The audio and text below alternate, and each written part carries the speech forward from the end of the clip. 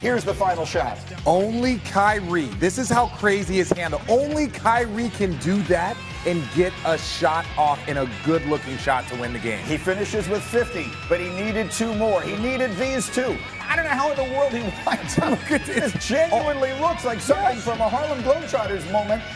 And the shot doesn't go. The Timberwolves get the win. Kyrie, 50 points, but not enough. You know, just a Jersey kid playing for his home team. You know, it's nothing like it. This has been brewing since I was in 4th grade. You know, I didn't know it was going to happen at this point or this age, but it's here, and I just want to take full advantage of it and just be happy. What does it mean to you to get 50 in this situation? The job wasn't done, you know, so that 50 just goes into just another few numbers that, you know, it holds value, but not really when you don't get a win. I understand what he's saying, and yet look at this number here. It's the most points anyone ever had in their debut for a new team, according to Elias, Kiki Vandeweghe, and the great Will Chamberlain there. So as we sort of try and figure out what this Brooklyn team is going to look like, and I mentioned it briefly in the highlight, you do a lot of their games for the YES Network, so you know them well. When they get Kevin Durant there, then they're expected to be a championship contender. This year, no Durant. This is going to be like the Kyrie show all year, isn't it? Yeah, it is. And I think this is a great opportunity for Kyrie to get better. Right? I think when you look at for his transition from Cleveland to Boston, there were questions about can he be a leader? Well, this is a great opportunity. He's back home. He's in a place with talent around him. And I think he's in a place where talent that wants to be led. I don't know if Jason Tatum and Jaylen Brown, if these guys were ready to be led because they were trying to be all-stars. These guys on the Brooklyn Nets team want Kyrie to be their leader, and not necessarily to, like, guide them everywhere, but just to go out there and play his best basketball, and they will follow his lead. Oh, by the way, the Celtics lost and looked bad last night, and Kyrie scores 50, albeit in a loss. Let's quickly just talk about the decision on the last play. He's got 50 points. They have 12 seconds when they start this play, and they're down by 1. Do you like the decision to hold it for 1 shot? Well, it's curious. This is not something that I have seen very, very often, but I will say this. There was nothing about Kyrie's performance last night that gave any indication, even look at this, that he was not going to make the last shot. And I think fatigue can also be a factor in those moments where you're like, holy wow, like these guys have only played 28 minutes, 30 minutes. They're on pace for like a 48-minute game. That's something that could actually injure a player. So to go say, hey, we're going to take it and go home, I'm okay with it. Holy wow. I'm glad you cleaned that one up for television. Thank It's you. well played. Wow. Anyway, it was a very interesting opening night for Kyrie. Very interesting as well is our next story this morning. It involves Tom Brady. He's 42 years old. He continues to play at a high level. The Patriots are 7-0. We know Brady has said he wants to play till he's 45. You heard about what Adam Schefter said before the game on Monday night, that Brady could be nearing the end in New England. He talked about it yesterday on WEEI. For me, football at this point is all borrowed time. I mean, I never expected to play 20 years, and I'm playing on a great team, and, you know, it's just been an incredible 20 years of my life. You know, one day I'll wake up and I feel like, okay, that'll be enough. And when that day comes, and I don't know if it'll be after this year. You know, I don't know if it'll be 5 years from now. All right, let's talk about this, because if you were with us an hour ago, Schefter, you had some comments here, and as is generally the case, when you say something, Twitter blows up, and so Twitter has blown up. What is your perspective on Tom Brady's future right now? That all options are in play, that there's a possibility that he's going to leave New England after this season. There's a possibility he could be back, and there's the possibility he could retire. It's all on the table, but it's set up for him to leave, and it's set up by him to give him that option to be able to leave if that's what he decides. And I know a lot of people are having a hard time understanding this because they just think Tom Brady, New England Patriots, it's a forever union, a forever match. But it's not. It's not. And they're not looking at it, I think, big picture. And I think Tom, after 20 years, recognizes that his time there could be coming to an end. And I think he appreciates it, recognizes it, and is enjoying it. I understand all of that. I think there's a part of me that wants to ask why. Why would it not be a forever thing? He's 42. He's had unprecedented success. The organization loves him. The owner thinks of him as a son. Yeah. Why in the world would it end any other way than him riding off into the sunset? I think there are a lot of factors. I think when you get to be that age, I think it goes beyond just you. I think it goes to your family. I think it goes down to what your wife wants, what your kids want, what your family wants. There are a lot of other people to consider who've sacrificed so much along the way to make your career possible. Yep. And so it's not just him every single year telling everybody, how would it work in your family if you told your wife how everything was going to go all the time? At some point in time, your family's going to be a consideration and going to weigh in. And you know what? Maybe they say, we'd like to start a new chapter in our life. I get that. And retiring after this season would make all the sense in the world to me than walking away and moving on to whatever is next in his life. Playing for a different team next year, I will admit, would floor me. I wouldn't be shocked by it because he's not like us. He's not like you. He's not like me. How his brain works isn't like us. So for us to assume the logic, like I could have walked away if I was after 3 Super Bowls and had a bunch of money. He's not built like us. He kept playing. So I could understand somebody like him wanting to go somewhere else and prove that he can do it from underneath the Belichick umbrella because no matter what, he's the greatest quarterback of all time. It's always going to come with, but Belichick also really helped. I'll remind everyone, you played with him. You played on that team. What do you think? I think you're talking about alpha males who have egos, and in this particular case, if it were to come to fruition, it would not shock me at all to see Brady suiting up in another uniform. It just wouldn't. Yeah. I think people need to get this out of their head. Like Joe Montana played for another team. Like that going viral too? I have to move on. Joe Montana didn't play for another team when he was 43. He will be 43 years old next year. So? Yeah, but I mean, the guys are the assumption that he's like us is.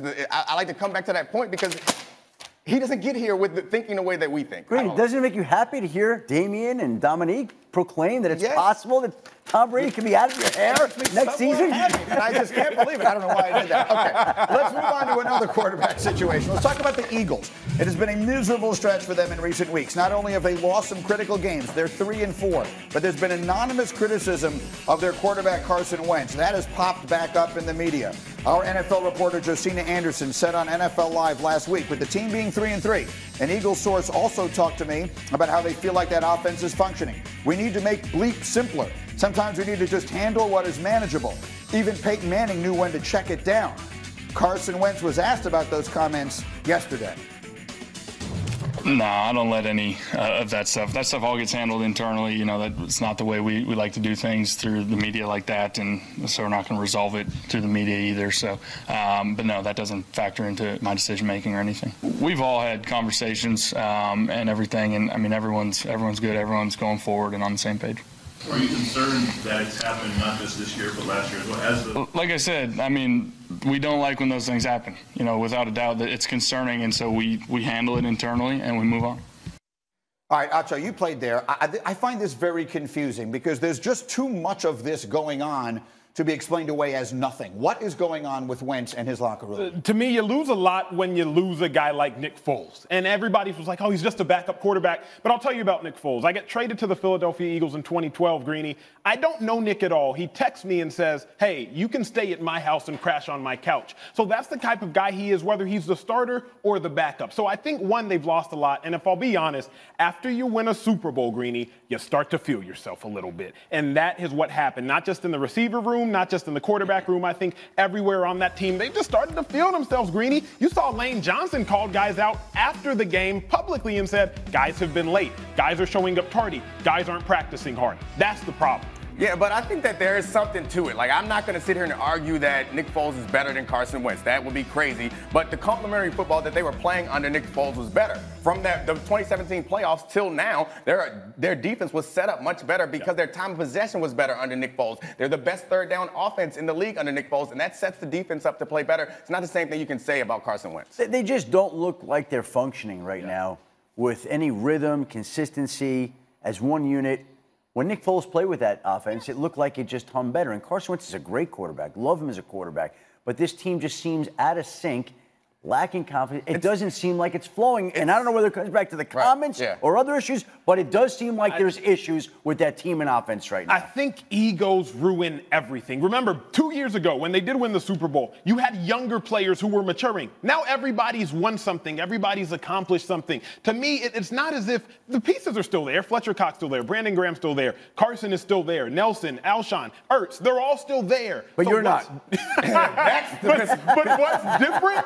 I think you add ego to all that, and now you got problems. Ego's not a problem. I don't blame it on ego. I think that it's actual production and performance on the field. And we had an argument earlier where you were touting how QB wins is such an important metric, thing. Yeah. So Foles has won 8 of 10, and Carson Wentz is 10 of 8. Or Foles is 8 and 2 since he was playing. Carson Wentz is 10 of 8. So do you think that Foles is a better quarterback based on that stat alone? It doesn't make Foles a better quarterback, but it means the team, for whatever reason, always just looked better when he was playing. And oh, by the way, their biggest problem right now is they can't stop anybody, and that isn't the quarterback's fault. Let's get to a quarterback who is playing great, and that is Aaron Rodgers, coming off what might have been the best game of his ridiculously great career. They take on the Chiefs this week, with Rodgers coming off a game in which he finished with a perfect passer rating, throwing for 429 yards, 5 touchdowns, and running in another one against the Raiders on Sunday. Through 7 games this season, Rodgers' numbers are starting to look very similar to the ones he posted the year he won MVP in 2011 and 14. The TD interception ratio, very high, and of course the team is winning games, which plays a big factor into winning that award. And so, Acho, give me a closer look at what you're seeing right now in Aaron Rodgers. Well, there's no debate to me, Greeny, who is the best quarterback, and that is Aaron Rodgers. But I'm a little bit biased based on my 2014 experience. Let's roll the tape, and I'll give you a little inside scoop.